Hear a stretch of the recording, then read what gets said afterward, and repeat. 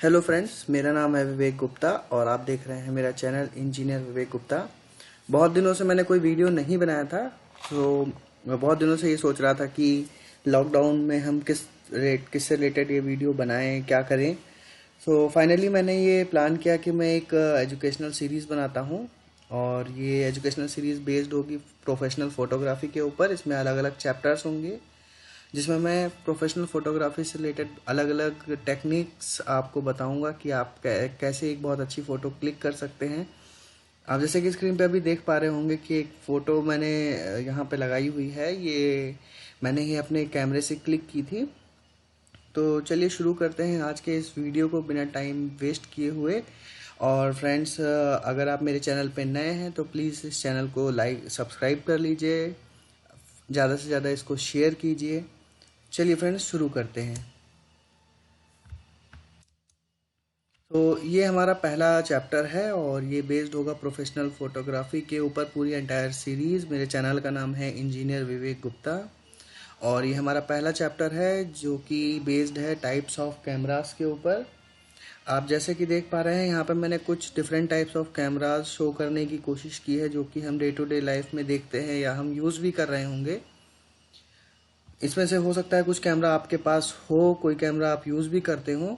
तो आज हम यहाँ इस वीडियो में देखेंगे कि कितने टाइप्स के कैमरे होते हैं और उनमें डिफरेंस क्या होता है, कौन सा कैमरा अच्छा होता है।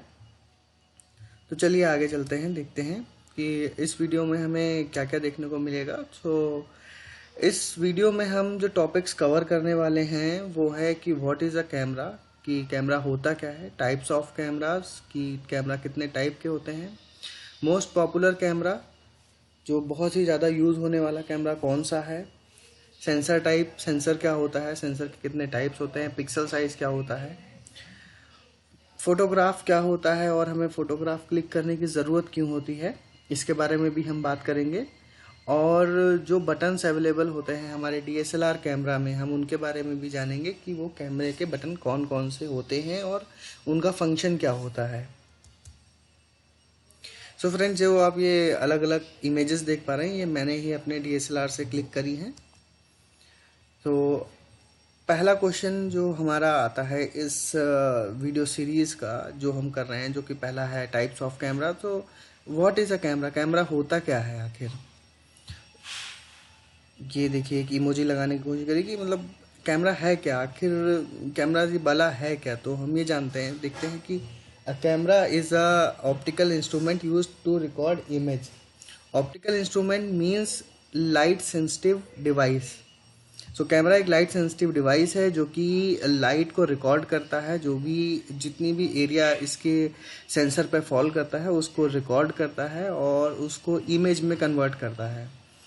और इसको हम इस तरीके से भी देख सकते हैं, cameras are sealed boxes the camera body with a small hole, the aperture, that let light into capture an image on the light sensitive surface, usually photographic film और a digital sensor। जैसा कि मैंने आपको बताया कि camera body में एक aperture होता है जो कि लेंस में अवेलेबल होता है और उस लेंस के थ्रू जो भी लाइट इन्वायरमेंट में होती है जो कि उसके फ्रेम में आ रही है, लेंस के फ्रेम में, उसको वो इमेज सेंसर पे रिफ्लेक्ट करता है, जो कि या तो फोटोग्राफिक फिल्म होगी या फिर एक डिजिटल सेंसर होगा। और जो लाइट उस पर फॉल होती है उसको वो रिकॉर्ड करके उसको इमेज में कन्वर्ट करता है कैमरा। तो कैमरा देखने में कुछ इस टाइप का होता है, ये प्रोफेशनल कैमरा है। और भी अलग अलग तरीके के कैमराज होते हैं। तो हम देखते हैं कि अब हमने ये तो जान लिया कि कैमरा आखिर होता क्या है। अब ये देखते हैं कि कितने तरीके के कैमरे होते हैं। तो डिफरेंट टाइप ऑफ कैमराज में सबसे पहला जो कैमरा हम लोग देखते हैं मोस्टली ये डीएसएलआर कैमरा होता है। ये ज़्यादातर आपने प्रोफेशनल फोटोग्राफर्स के पास देखा होगा, जैसे कि आप कहीं घूमने जाते होंगे तो बहुत से लोगों के पास भी होता है, शादी वगैरह में भी आपने देखा होगा। उसके अलावा आप नेशनल ज्योग्राफिक चैनल देखें, बीबीसी प्लैनेट चैनल देखें या कोई भी नेशनल ज्योग्राफिक चैनल या डिस्कवरी चैनल देखेंगे तो उसमें भी इस टाइप के कैमरास का बहुत ही ज़्यादा यूज़ होता है। डीएसएलआर का ही एक और पार्ट है या उसी का ही आपसे एक सिमिलर वर्जन है जिसको मिररलेस कैमरा बोलते हैं। इसमें होता क्या है कि इसमें मिरर नहीं होता है। हमारे डीएसएलआर कैमरा में मिरर होता है, पेंटा प्रिज्म होता है, और जिसके थ्रू हम आईपीएस में देख पाते हैं कि क्या इमेज है। बट मिररलेस कैमरा में हमारा जो मिरर होता है वो नहीं होता है। जो भी इमेज लाइट आती है इन्वायरमेंट से वो डायरेक्टली सेंसर पे फॉल करती है और फिर उसको हम आईपीएस में देख पाते हैं एक डिजिटल इमेज एलसीडी स्क्रीन पे। ये हमारा पॉइंट शूट कैमरा होता है। ये आपने बहुत ही ज़्यादा देखा होगा। ये बहुत ही कॉमन कैमरा काफ़ी टाइम पहले होते थे। ये छोटे होते थे, पॉकेट साइज़ के कैमरे होते थे। इसमें ऑन करते ही इसका लेंस जो ये बाहर की तरफ आ जाता था और इसमें हम डायरेक्टली फ़ोटो क्लिक कर पाते थे। मोस्ट पॉपुलर में जैसे कि ये है कि आप स्मार्टफोन कैमरास भी यूज़ करते हैं। बहुत ही अलग अलग टाइप के स्मार्टफोन से, सब में अलग अलग कैमरा होता है। तो स्मार्टफोन भी आज के टाइम में एज ए कैमरा डिवाइस ही यूज़ हो रहे हैं। ब्रिज कैमराज हम लोगों ने यूज़ किए हैं, देखे भी हैं। ब्रिज कैमराज होते हैं बेसिकली देखने में ये बिल्कुल डीएसएलआर जैसे होते हैं, बट इसमें एक ये ड्रॉबैक होता है कि आप इसका लेंस चेंज नहीं कर सकते हैं। बाकी मोस्टली जो इसके फंक्शंस होते हैं वो डीएसएलआर के जैसे ही होते हैं, बस इसमें एक ये ऑप्शन नहीं होता कि आप इसका लेंस को चेंज कर पाएँ।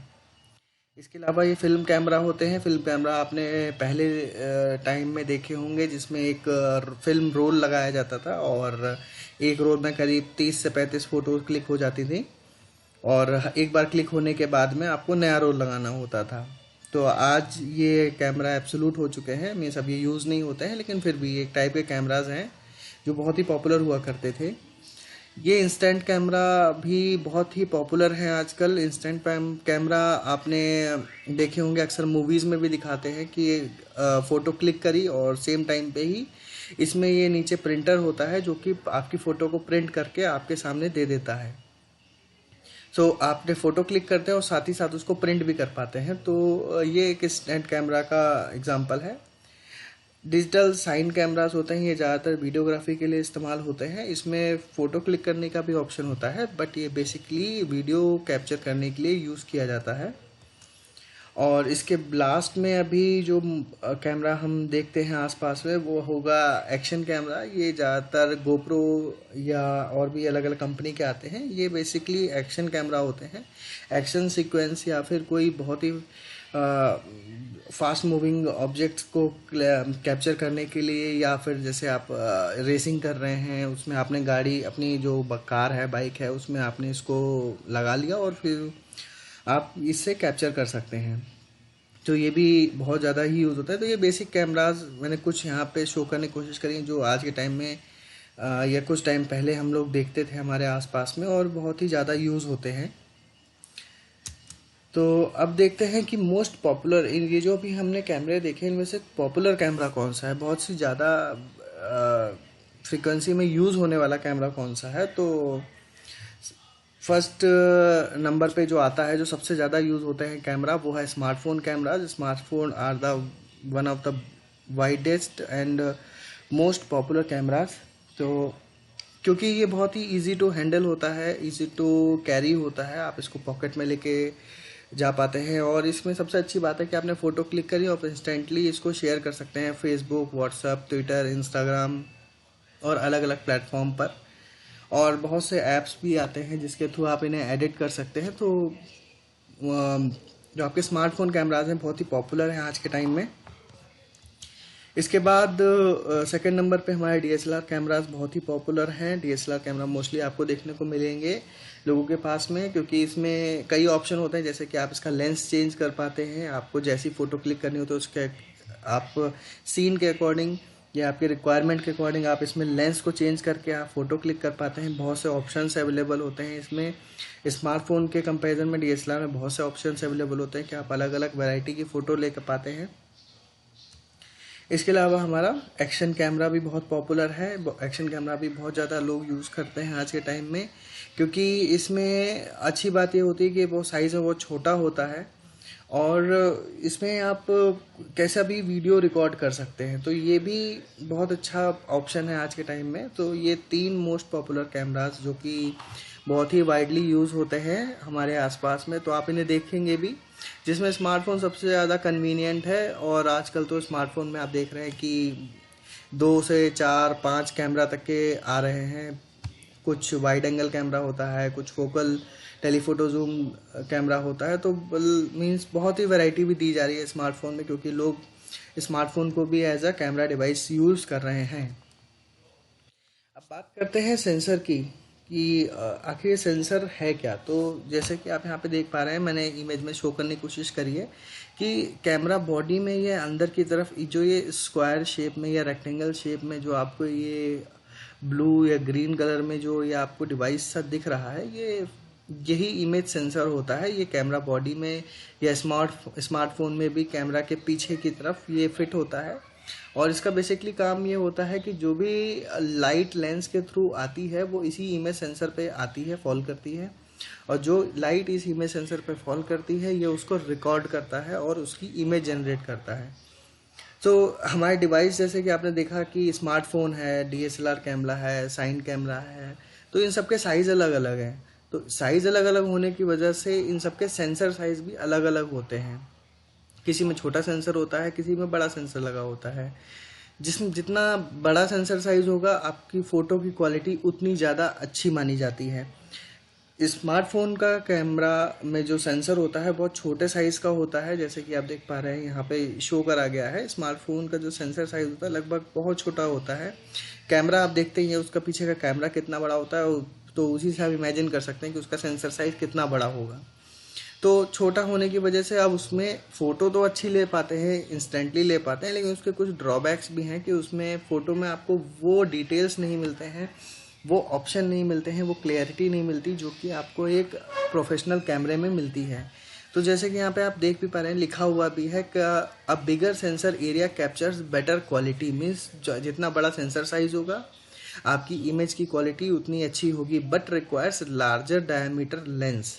तो अगर आपका इमेज सेंसर बड़ा है तो आपका जो इमेज लेने के लिए जो आप लेंस यूज़ कर रहे हैं उसका भी डायमीटर बड़ा होना चाहिए। तो स्मार्टफोन का जो पीछे लेंस लगा होता है वो छोटा सा होता है, तो उसी के कंपैरिजन में उसका लेंस जो इमेज सेंसर होता है वो भी छोटा होता है। बट जो डीएसएलआर कैमरे होते हैं या फुल फ्रेम कैमरे होते हैं उसमें लेंस बड़े होते हैं, तो उसी के अकॉर्डिंग उसका जो सेंसर साइज होता है वो भी बड़ा होता है। तो यहाँ पे कुछ सेंसर साइज शो करने की कोशिश की गई है। जैसे कि आप देख रहे हैं, फुल फ्रेम कैमरा में जो सेंसर साइज होता है वो होता है 36 mm वाइड और 24 mm का विड्थ लेंथ होता है। ऐसे ही जो आपके क्रॉप सेंसर कैमरा है या डीएक्स बॉडी के कैमरा होते हैं, नॉर्मली जैसे निकॉन में डीएक्स बॉडी का कैमरा आता है, जैसे कि D3300, D3400।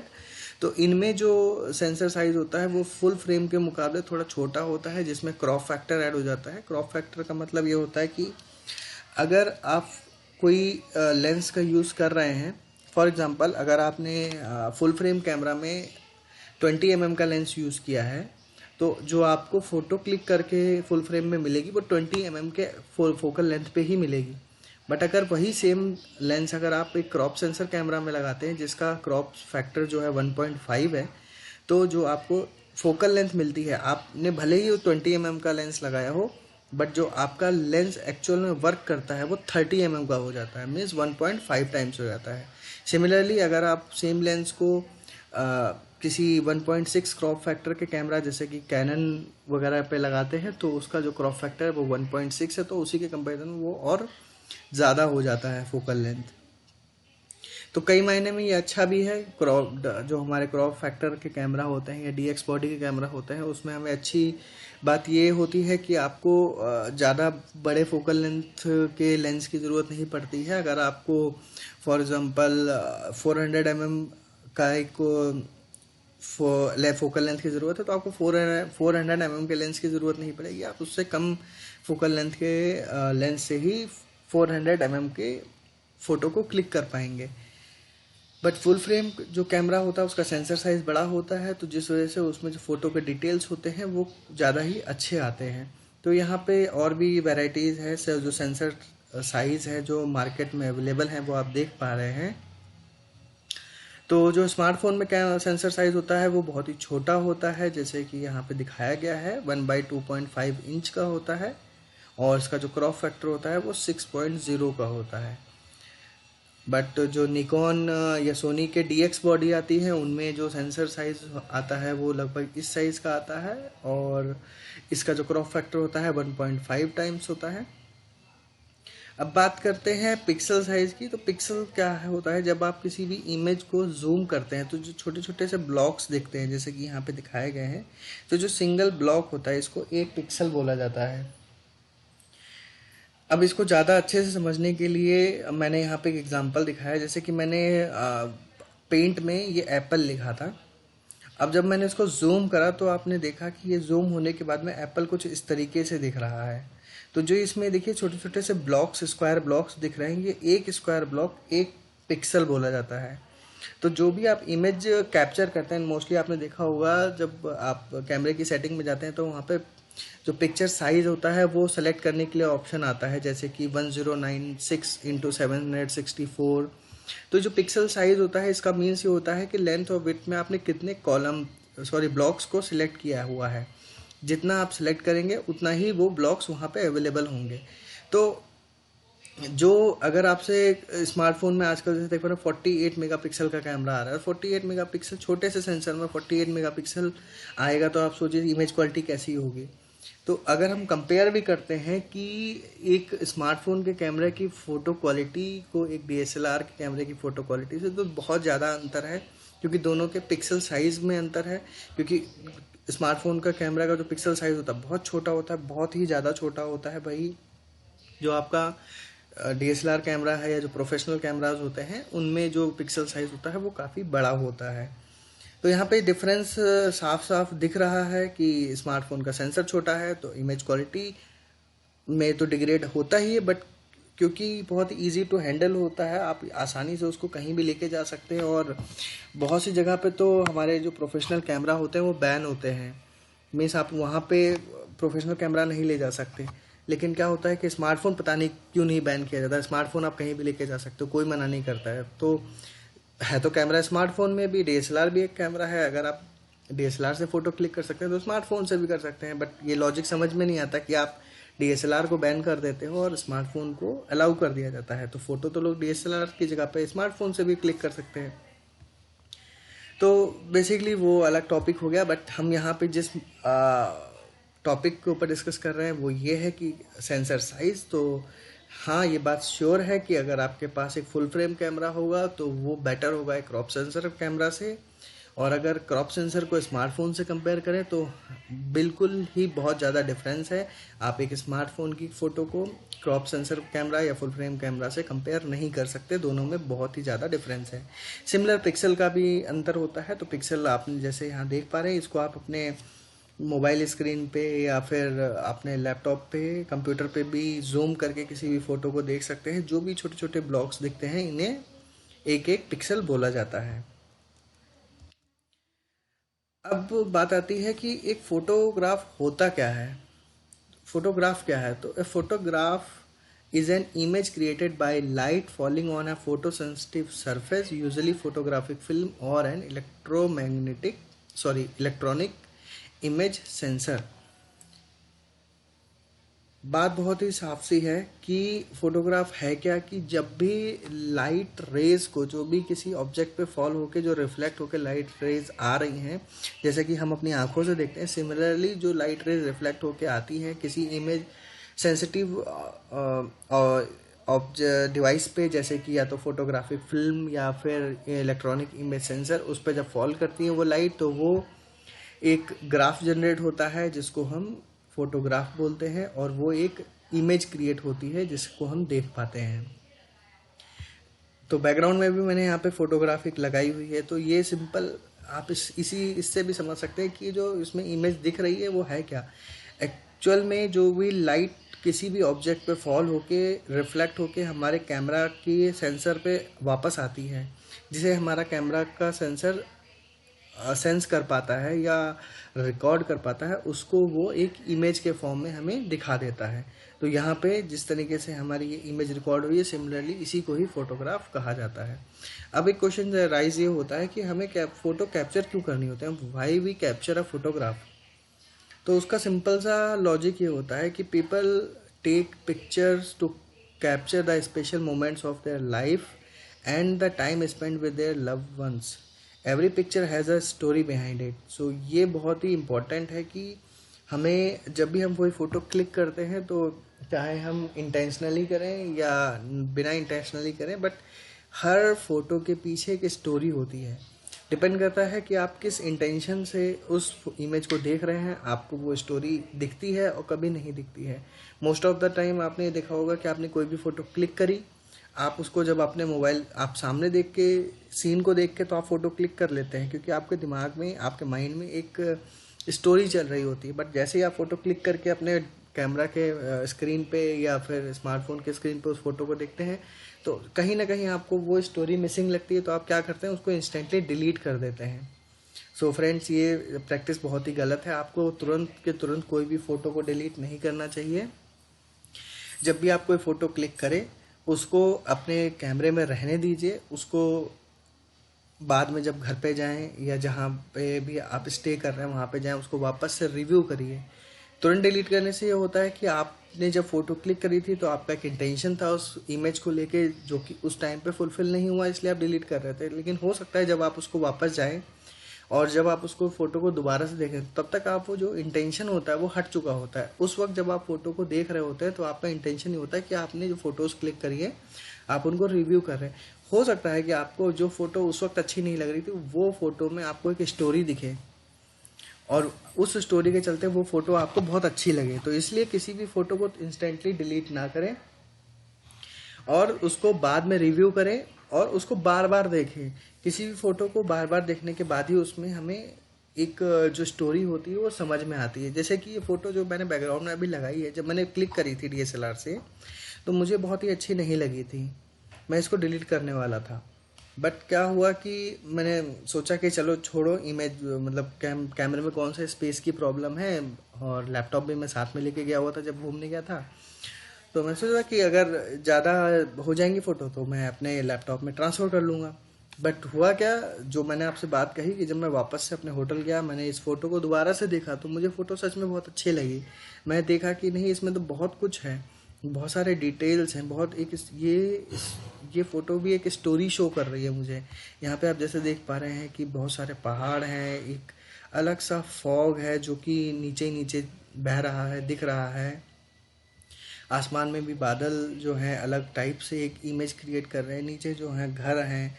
तो और एक बहुत ही वाइड लैंडस्केप हमें दिख रहा है. तो हर फोटो की एक स्टोरी होती है कि आंखों को एक रिलैक्स सा मिल रहा है इस फोटो को देख के.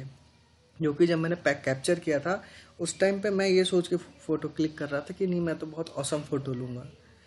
हो सकता है सेम टाइम पे, क्योंकि आप जब बाहर फ़ोटो क्लिक करते हैं DSLR की जो स्क्रीन होती है वो छोटी होती है, आप उसमें चीज़ों को कंपेयर नहीं कर सकते. तो इसलिए तुरंत फ़ोटो डिलीट करना is not a good option.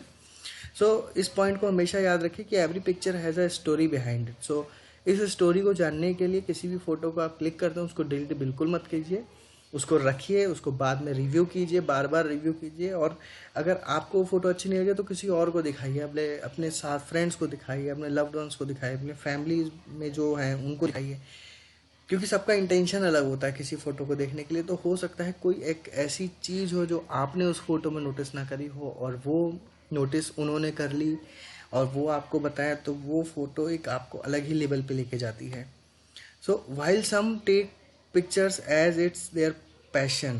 तो कुछ लोग पैशन के लिए फ़ोटोज़ लेते हैं, किसी का प्रोफेशनल काम होता है, और they want to show off their photography skills in front of others and share them on social networking sites. तो किसी फ़ोटो को कैप्चर करने के लिए जो इंटेंशन होता है बहुत ही क्लियर है कि जो स्पेशल मोमेंट्स होते हैं हम उन्हें कैप्चर करने के लिए किसी भी फ़ोटो को क्लिक करते हैं. और हर फ़ोटो का एक स्टोरी होती है, एक बहुत ही डीप थिंकिंग होती है. उसको समझने के लिए अलग अलग लोगों की आपको उस फ़ोटो को लेके जो राय है उसको जानना पड़ेगा, वो क्या सोचते हैं उस फ़ोटो के बारे में. तब आपको पता चलेगा कि एक्चुअल में आप जो क्लिक कर रहे हैं वो किस लेवल तक किसी के नीड को पूरा करता है. सो बेसिकली यहाँ पे हमने जो दो चीज़ें थी, व्हाट इज़ अ फोटोग्राफ और why we capture a photograph, इसके बारे में हमने काफ़ी कोशिश करी अच्छे से डिस्कस करने के लिए. तो चलिए आगे बढ़ते हैं, देखते हैं कि इसमें आगे और क्या है। तो अब यहाँ पे है कि different buttons available in a DSLR camera. अब हम यहाँ पे देखेंगे कि डीएसएलआर कैमरा में कौन कौन से बटन्स अवेलेबल होते हैं। मोस्टली ये कैमरा बटन्स जो होंगे ये फिजिकल बटन है जो कि डीएसएलआर में अवेलेबल होते हैं, बट आपको स्मार्टफोन में भी कुछ सिमिलर ऑप्शंस मिलते हैं, तो वो आपको ड्रिल डाउन करना पड़ेगा, देखना पड़ेगा। तो अगर हम किसी भी स्मार्टफोन के टॉप से शुरुआत करते हैं, तो टॉप से हम शुरुआत करते हैं तो देखते हैं कि ये जिस पे बटन पे ऑन ऑफ लिखा है, ये अगर हम इस नॉब को राइट में शिफ्ट कर देते हैं थोड़ा सा, तो ये इधर शिफ्ट हो जाएगा ऑन। अभी जो लेफ्ट राइट में इसको थोड़ा लेफ्ट में आ जाएगा और ये ऑन हो जाता है कैमरा। तो ये ऑन ऑफ का होता है बटन। और बीच में जो है आप एक गोल सा बटन देख रहे हैं, ये होता है शटर रिलीज बटन, जिससे कि आप किसी फोटो को क्लिक कर पाते हैं। तो दोनों ही बटन ये साथ में होते हैं, ऑन ऑफ का बटन और बीच में इसके शटर रिलीज बटन। ये जो आपका रेड डॉट वाला बटन है, ये यूज़ होता है बेसिकली वीडियो रिकॉर्ड करने के लिए, मूवीज़ रिकॉर्ड करने के लिए। ये जो प्लस माइनस का बटन होता है, ये होता है एक्सपोजर कंपनसेशन, मीन्स किसी भी इमेज को आप ब्राइट कर सकते हैं या डार्क कर सकते हैं, लाइट सेंसिटिविटी को कम कर सकते हैं और ज़्यादा कर सकते हैं। आपका ये जो बटन होता है इसको बोला जाता है मोड डायल। इसमें बहुत से ऑप्शंस आपको दिख रहे होंगे। इन ऑप्शंस के बारे में हम अपनी नेक्स्ट वीडियो में बात करेंगे कि इसका क्या, कौन से ऑप्शन से क्या होता है, क्या बेनिफिट्स हैं। फिलहाल अभी ये हमारा मोड डायल है, जिसमें अलग अलग टाइप्स होते हैं, अलग अलग ऑप्शंस होते हैं फ़ोटो क्लिक करने के लिए। ये जो 5 छोटे छोटे से होल दिख रहे हैं, ये होते हैं स्पीकर। अगर कोई भी आप मूवी रिकॉर्ड करते हैं तो यहाँ से आवाज़ सुनाई पड़ती है। ये हॉट शो होता है, यहाँ पे आप एक्सटर्नल फ्लैश या एक्सटर्नल माइक लगा सकते हैं अपने कैमरा पे। और ये जो मार्क आपको दिख रहा है, ये फोकल लेंथ मार्क है। मींस इससे हमें ये पता चलता है कि हमारे कैमरे का जो फोकल लेंथ मेज़र होता है वो यहाँ से मेज़र होता है, और साथ ही साथ जो हमारे कैमरे में सेंसर है वो यहीं पे लगा हुआ है। मींस इसी की लाइन में, इसी लाइन में यहाँ पे कहीं पे सेंसर लगा हुआ है। तो जो एक्चुअल में फोकल लेंथ मेज़र होती है वो कैमरे के लेंथ से ना मेज़र होके कैमरे के सेंसर से ऑब्जेक्ट की डिस्टेंस जो होती है उसको हम फोकल डिस्टेंस बोलते हैं। तो ये तो टॉप व्यू की बात थी। अब हम साइड व्यू से देख लेते हैं। साइड व्यू में हमें कुछ इस टाइप से ऑप्शन दिखते हैं। और फ्रेंड्स मैं बताना चाहूँगा कि ये ऑप्शंस आपको अलग अलग कैमरा में हो सकता है अलग अलग जगह पे दिखे, तो उसके लिए परेशान होने की ज़रूरत नहीं है। ये बहुत ही कॉमन है और ये मोस्टली आपको हर कैमरे में मिलेंगे ही। बट ये हो सकता है कि जैसे जो ऑप्शन यहाँ पे आपको टॉप पे मिल रहा है, किसी में आपको साइड में मिल जाए, फ्रंट में दिख जाए या बैक में मिले, तो इससे परेशान होने की ज़रूरत नहीं। बट ये है कि ये ऑप्शंस कॉमन होते हैं। और हाँ फ्रेंड्स, ये जो एक यहाँ पे आपको बटन है सा दिख रहा है, ये बटन नहीं है एक्चुअल में, ये AF assist lamp means auto focus assist lamp है। तो जब भी आप फोकस किसी पे सेट करते हैं तो ये आपको ऑटो फोकस सेट करने में मदद करता है। अगर साइड व्यू की हम बात करते हैं, साइड व्यू में हम इस बटन से चलते हैं, शुरुआत करते हैं। तो ये बटन जो यहाँ पर है ये होता है लेंस रिलीज बटन। इसको दबाने से ये जो लेंस लगा है ये निकल जाता है और इसी को दबाने से हम इसको वापस से लगा सकते हैं। ये जो बटन है जिस पे FN लिखा हुआ है, ये फंक्शन बटन होता है। इससे हम फंक्शन चेंज कर सकते हैं, मीन्स ISO वगैरह की सेटिंग चेंज कर सकते हैं। और भी ये अलग अलग ऑप्शंस अवेलेबल होते हैं इसके थ्रू। और ये ब्रांडिंग है कैमरे की। और इसके साथ साथ ये जो इसी ब्रांडिंग के ऊपर छोटे छोटे से होल दिख रहे हैं, ये माइक्रोफोन है, जो कि आप कोई भी वीडियो रिकॉर्ड करते हैं तो जो उसमें आवाज़ होती है वो इसी माइक्रोफोन के थ्रू रिकॉर्ड होती है। ये फ्लैश का बटन है। सो जब भी फ्लैश मीन्स ये जो हॉट शू हमने बात करी है, इसी हॉट शू के आगे की तरफ ये जो ऊपर कवर सा लगा हुआ है ये एक्चुअल में फ्लैश है। तो इसको ऑन ऑफ करने के लिए भी आप इस बटन का यूज़ कर सकते हैं। और ये रिट्रेसेबल लेंस बैरल बटन है।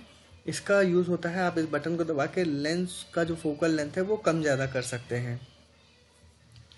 अब हम बात करते हैं बैक की, जो कि कैमरा में बैक से हम कैसे दिखता है। तो कैमरा बैक से कुछ इस टाइप से दिखता है। तो पहला ये जो नॉब सा दिख रहा है इसे कमांड डायल बोला जाता है। इससे हम एक्सपोजर सेटिंग और शटर सेटिंग, अपर्चर सेटिंग, तो अलग जैसे भी मोड में होते हैं हम उसके अकॉर्डिंग इसका यूज़ कर सकते हैं।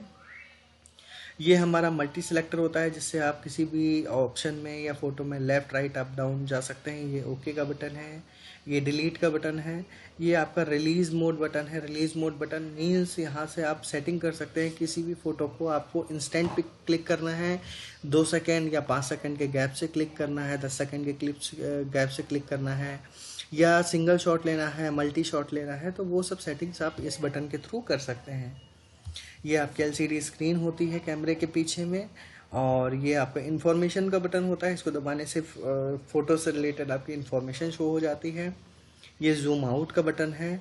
ये जूम इन का बटन है, जिससे फ़ोटो को आप जूम कर सकते हैं, इससे जूम आउट कर सकते हैं। ये मेन्यू का बटन है, इसके थ्रू आप कैमरे की सेटिंग्स को, इमेज की सेटिंग्स को चेंज कर सकते हैं। ये प्लेबैक का बटन, जो भी आपने फ़ोटोज़ या वीडियोज़ रिकॉर्ड किए हैं उनको वापस से रिव्यू करने के लिए आप इसका ऑप्शन बटन का यूज़ कर सकते हैं, इस ऑप्शन का यूज़ कर सकते हैं। ये आपका आई पीस है, जहाँ से आप किसी भी ऑब्जेक्ट के जिसकी फ़ोटो ले रहे हैं, अगर आप एलसीडी पे उसको नहीं देखना चाहते हैं तो आप यहाँ से व्यू करके उसकी फ़ोटो को क्लिक कर सकते हैं। और ये व्यू फाइंडर एडजस्टमेंट डायल है, जिससे कि आपकी यहाँ पे आईपीस में जो व्यू फाइंडर आपको दिख रहा है उसको सेट कर सकते हैं आपकी कन्वीनियंसी के अकॉर्डिंग। और ये बटन जो यहाँ पे फ्रेंड्स हाईलाइट किया गया है, ये बट इसको यहाँ पे मेंशन नहीं करा, ये बहुत ही इंपॉर्टेंट और बहुत ही अच्छा बटन है। ये होता है ऑटो एक्सपोजर लॉक और ऑटो फोकस लॉक का बटन। इसका बहुत ही बेटर यूज़ होता है, बहुत अच्छा ऑप्शन बटन है ये, बट इसको ज़्यादा यूज़ नहीं किया जाता है। तो हम आगे आने वाले वीडियोस में इस बटन के बारे में भी डिस्कस करेंगे कि आखिर हम इसे कैसे यूज़ करते हैं। अभी हम सिर्फ इसको इस तरीके से समझते हैं कि ये ऑटो एक्सपोजर लॉक मीन्स जो एक्सपोजर सेटिंग हमने किसी भी इमेज के लिए करी हुई है उसको ये लॉक कर देता है, या ऑटो फोकस लॉक, या जो हमने फोकस सेट करा है ये उसको वहीं पे लॉक कर देता है। अब फ्रेंड्स, जैसे कि हमने इस वीडियो में हमने देखा कि बहुत से अलग अलग टाइप के हमने कैमरा के बारे में बात करी है, और अलग अलग जो कैमरे में फंक्शंस होते हैं, क्या फ़ोटो होता है, फ़ोटोग्राफ हम क्यों क्लिक करते हैं, कितने टाइप के बटन्स होते हैं, और जो सेंसर होता है, पिक्सल क्या होता है, इन सब के बारे में हमने डिस्कस करा। तो होप करता हूँ कि आपको बहुत सी चीज़ें क्लियर हो गई होंगी, और जो डाउट्स होते हैं कि स्मार्टफोन और डीएसएलआर में डिफरेंस क्या है, तो वो भी आपका क्लियर हुआ होगा। और मैं एक छोटी सी स्टोरी यहीं पे बताना चाहूँगा कि जब मैं डीएसएलआर परचेज़ करने जा रहा था तो मेरा बजट जो था, तो मैंने उससे रिलेटेड जब मैंने प्लान किया कि मैं क्या ख़रीदूँ, तो पहले मैं प्लान कर रहा था मैं स्मार्टफ़ोन लेता हूँ, एक आईफोन ख़रीद लेता हूँ। तो मेरे ऑफिस में एक फ्रेंड था, मैंने उससे डिस्कस करा क्योंकि वो ऑलरेडी आईफोन यूज़ कर रहा था। तो मैंने उससे पूछा कि मेरा बजट सो एंड सो है, तो मुझे एक आईफोन लेना है, तो मैं कौन सा आईफोन ख़रीदूँ। तो उसने मुझे सजेस्ट किया कि तुम आईफोन लेना क्यों चाहते हो, उसका पहला क्वेश्चन ये था। तो मैंने उसको बताया कि मैं आईफोन इसलिए लेना चाहता हूँ कि मैं घूमने जा रहा हूँ, तो मैं फ़ोटोज़ वगैरह क्लिक कर लूँगा, फ़ोन के लिए भी इस्तेमाल हो जाएगा। तो उसने मुझे बताया कि नहीं, अगर तुम फ़ोटो के लिए ख़रीद रहे हो स्मार्टफ़ोन, तो बिल्कुल मत खरीदिए। अगर फ़ोटो के लिए ख़रीदना है तो डीएसएलआर खरीदो, सेम बजट में आप डीएसएलआर खरीदो, क्योंकि डीएसएलआर की इमेज क्वालिटी में और फ़ोन की इमेज क्वालिटी में बहुत ज़्यादा डिफरेंस होता है। उसने मुझे कुछ एग्जांपल्स भी दिखाए, उसके पास आईफोन था, उसने कुछ फ़ोटोज़ क्लिक करी हुई थी वो दिखाई, उसी के फ्रेंड्स के पास कुछ डीएसएलआर कैमरा थे, उसकी भी फ़ोटो उसने दिखाई। उसने मुझे एक्सप्लेन करा प्रॉपर कि आईफोन या किसी स्मार्टफोन के कैमरा में और एक डीएसएलआर के कैमरा में क्या डिफरेंस होता है। तो मुझे उसकी बात समझ में आई, और मैंने फिर जो बजट था मेरा उसको मैंने अपने डीएसएलआर को परचेज़ करने में खर्च किया। और फ्रेंड्स, सच बता रहा हूँ कि आईफोन अगर मैं ख़रीदता तो शायद मैं आज बहुत दुखी होता, कि मतलब मैंने जिस पर्पज़ से उसको लिया वो पर्पज़ मेरा फुलफ़िल नहीं होता। लेकिन हाँ, डीएसएलआर में मैंने पैसे लगाए हैं, तो सच में उसकी क्वालिटी अलग ही है। आप इस इमेज को देख रहे हैं, ये बिल्कुल रॉ इमेज है, मैंने इसको एडिट नहीं करा है, बट आप यहाँ पे डिटेल्स को देख पा रहे होंगे कि ये किट लेंस से ली हुई फ़ोटो है, बट फिर भी आप बैकग्राउंड को देख रहे होंगे कितना ब्लर हो गया है, और पीछे की जो डिटेल्स हैं वो भी आ रहे हैं सारे, मतलब हर चीज़ हमें दिख रही है। यहाँ पे भी जो डिटेल्स हैं अवेलेबल हैं, सारे हैं। बाल भी आप देख रहे हैं कि बालों में मतलब एक अलग ही लुक दे रहा है, कि एक एक बाल आपको अलग दिख रहा होगा। बट यही अगर आप स्मार्टफोन से क्लिक करते हो शायद यहाँ पे कुछ डिटेल्स लॉस हो जाते हैं, और जब आप इस फोटो को जूम करेंगे तो जो डिटेल्स आपको अभी दिख रहे हैं वो एज इट इज़ आपको दिखते रहेंगे। लेकिन स्मार्टफोन में क्या होता है, जैसे जैसे आप जूम करते हैं जो डिटेल्स होते हैं वो लॉस होते चले जाते हैं, और वो इमेज की क्वालिटी डिग्रेड हो जाती है। तो ये मेरा अपना पर्सनल एक्सपीरियंस था। बाकी आपकी मर्ज़ी है, आपका बजट है, जो आपको अलाउ करे आप उसके अकॉर्डिंग प्लान करिए। अगर आपको स्मार्टफ़ोन लेना है तो आप स्मार्टफ़ोन ले सकते हैं, क्योंकि स्मार्टफ़ोन में भी आज के टाइम बहुत अच्छे अच्छे ऑप्शंस हैं। डीएसएलआर भी अपने में एक अलग ही वैरायटी है, कैमरा उसका सेंसर साइज़ बड़ा होता है। तो ये आपका अपना पर्सनल ओपिनियन है कि आप क्या ख़रीदना चाहते हैं। स्मार्टफ़ोन के साथ बस ऑप्शन ये अच्छा मिल जाता है कि आप उसमें मल्टीपल ऑप्शंस मिलते हैं। मीन्स आप उसको फ़ोन की तरह भी इस्तेमाल कर सकते हैं, आप उसको सोशल मीडिया एक्सेस करने के लिए भी कर सकते हैं, फ़ोटोज़ के लिए भी ऑप्शन यूज़ कर सकते हैं। बट डीएसएलआर के साथ दिक्कत ये होती है कि आप सिर्फ और सिर्फ उससे फ़ोटो क्लिक कर सकते हैं और वीडियो रिकॉर्ड कर सकते हैं। स्मार्टफ़ोन में ये भी ऑप्शन होता है कि वो छोटा होता है, तो आप उसको ईजिली पॉकेट में कैरी कर सकते हैं, हर जगह ले जा सकते हैं, उसको कोई रोकता नहीं है। डीएसएलआर को हर जगह कोई अलाउ नहीं करता। बट अगर इमेज क्वालिटी की बात करें तो जो जितने भी प्रोफेशनल फ़ोटोग्राफ़र्स हैं वो डीएसएलआर का ही इस्तेमाल करते हैं या अच्छे कैमरे का ही इस्तेमाल करते हैं। बहुत ही जो प्रोफेशनल फ़ोटोग्राफ़र्स हैं वो स्मार्टफ़ोन से फ़ोटोज़ क्लिक नहीं करते हैं। ऐसा भी नहीं है कि वो बिल्कुल स्मार्टफ़ोन यूज़ ही नहीं करते हैं, वो सिचुएशन के अकॉर्डिंग अपने फ़ोन का इस्तेमाल करते हैं। तो ये आपका पर्सनल ओपिनियन है कि आप स्मार्टफ़ोन लेना चाहते हैं या एक डीएसएलआर लेना चाहते हैं। मेरी अपनी राय में, अगर आपका बजट है, आपको बजट अलाउ करता है, तो आप एक डीएसएलआर में इन्वेस्ट कीजिए, क्योंकि वन टाइम इन्वेस्टमेंट होता है। और उसमें अच्छी चीज़ ये है कि आप उसको जैसे जैसे यूज़ करते हैं, जितना अच्छे से आप इसे यूज़ करेंगे, आपकी फ़ोटो की क्वालिटी उतनी इम्प्रूव करती है। बट स्मार्टफ़ोन में वो चीज़ 100% नहीं होती है, क्योंकि आप डीएसएलआर को लेंस के थ्रू अपग्रेड कर सकते हैं, बट स्मार्टफ़ोन में आप लेंस चेंज नहीं कर सकते। जो है जैसा है आपको उसी में कॉम्प्रोमाइज़ करना होता है। बाकी एट लास्ट आपका अपना ओपिनियन है, आप जैसे आपको पसंद आए आप वैसे करिए। So friends, thank you for being a part of this course. Hope करता हूँ कि आपको मेरे द्वारा बताई गई हुई जो चीज़ें हैं, जो मैंने इसमें बताने की कोशिश करी इस वीडियो के माध्यम से, वो मैंने क्लियरली बता पाया होऊंगा। और हमारा जो नेक्स्ट चैप्टर होगा वो कैमरा फीचर्स एंड फंक्शंस से रिलेटेड होगा। सो जैसे जैसे हम इस सीरीज़ में आगे बढ़ते जाएंगे, हम प्रोफेशनल फ़ोटोग्राफी की तरफ ही बढ़ेंगे। और आगे आने वाले वीडियोज़ में मैं आपको कुछ अच्छे अलग अलग टाइप के फ़ोटोज़ भी बताऊंगा, दिखाऊंगा कि आप कैसे क्लिक कर सकते हैं। सो आज के लिए एक चैलेंज है कि फ्रेंड्स, आप लोग मुझे कमेंट बॉक्स में ये कमेंट करके बताएं कि आप कौन सा कैमरा यूज़ करते हैं। फिर से रिपीट करूँगा कि आप का चैलेंज ये है, या आप होमवर्क कह लीजिए, कि आगे बढ़ने के लिए अगर आप मुझे कमेंट बॉक्स में ये ज़रूर बताएं कि आप कौन सा कैमरा यूज़ करते हैं, कि चाहे वो स्मार्टफ़ोन हो, चाहे वो डीएसएलआर हो, चाहे फुल फ्रेम कैमरा हो, चाहे वो पॉइंट शूट कैमरा हो, चाहे एक्शन कैमरा हो, चाहे ब्रिज कैमरा हो, आप मुझे बताएं। मैं बस ये जानना चाहता हूँ कि आप किस किस टाइप के कैमरास को यूज़ करते हैं। अगर मैंने किसी को मिस करा है तो आगे आने वाले वीडियोज़ में उन्हें भी कवर करूँगा। मेरा बिल्कुल भी ऐसा कोई इंटेंशन नहीं है कि स्मार्टफ़ोन यूज़ करते हैं तो आप इस सीरीज़ को नहीं देख सकते। फ़ोटोग्राफी है, अगर आप देखेंगे तो बहुत सी जो अच्छी फ़ोटोज़ हैं, बहुत सी जो आज के टाइम में जो किसी भी मैगज़ीन की कवर फ़ोटोज़ आती हैं, वो अक्सर स्मार्टफ़ोन की ली हुई होती हैं। तो ऐसा नहीं है स्मार्टफ़ोन की फ़ोटोज़ को हम ख़राब कहते हैं, बट हाँ, सेंसर साइज़ पे डिपेंड करता है, इसलिए थोड़ा तो अंतर आता है। तो कमेंट बॉक्स में ये ज़रूर आप कमेंट करें कि आप कौन सा कैमरा यूज़ कर रहे हैं। तो चलिए फ्रेंड्स, आज के लिए बस यहीं पे रुकते हैं और मिलते हैं हमारे नेक्स्ट वीडियो में। Thank you and take care, bye bye.